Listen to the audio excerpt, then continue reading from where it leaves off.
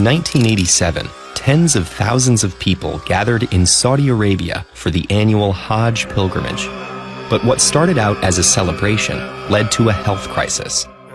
Just a few days after the pilgrimage, more than 2,000 cases of meningitis broke out, spreading across Saudi Arabia and the rest of the world.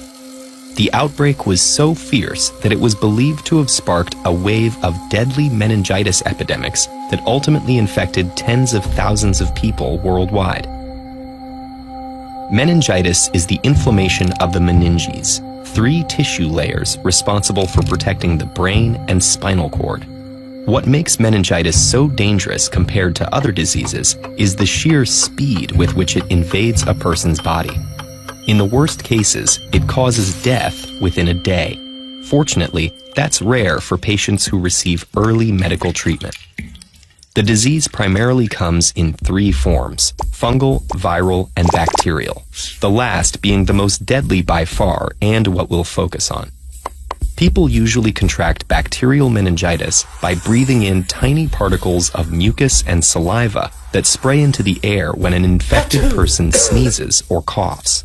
It can also be transmitted through kissing or sharing cigarettes, toothbrushes, or utensils. Some people can be infected and carry the disease without showing symptoms or getting sick, which helps the disease spread quickly to others. Once the bacteria enter the nose, mouth, and throat, they cross the surrounding membranes and enter the bloodstream. From there, bacteria have rapid access to the body's tissues, including a membrane called the blood-brain barrier. This is made of a tight mesh of cells which separate blood vessels from the brain and block everything except for a specific set of particles, including water molecules and some gases. But in ways that scientists are still trying to understand, meningitis bacteria can trick the barrier into letting them through. Inside the brain, the bacteria swiftly infect the meninges.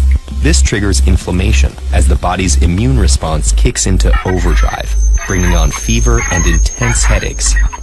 As swelling in the meninges worsens, the neck begins to stiffen. Swelling in the brain disrupts its normal function, causing symptoms like hearing loss and extreme light sensitivity. As pressure increases in the cranium, it may also make the person confused, one of the hallmarks of the disease. A few hours in, the rapidly multiplying bacteria start to release toxins, leading to septicemia, also known as blood poisoning. This breaks down blood vessels, letting blood seep out and form what starts out looking like a rash and evolves into big discolored blots beneath the skin. At the same time, those toxins burn through oxygen in the blood, reducing the amount that gets to major organs like the lungs and kidneys.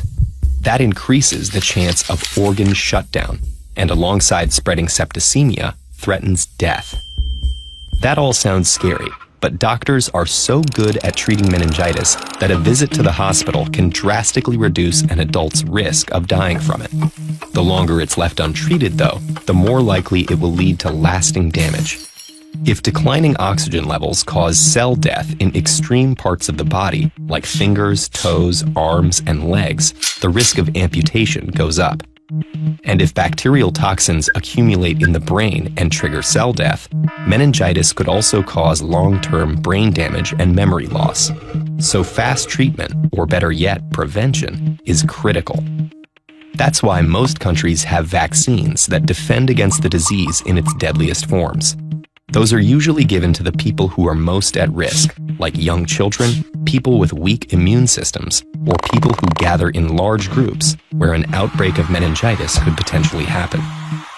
In addition to those gatherings, meningitis is most common in a region called the meningitis belt that stretches across Africa, though cases do happen all over the world. If you're concerned that you or someone you know may have meningitis, get to the doctor as soon as possible.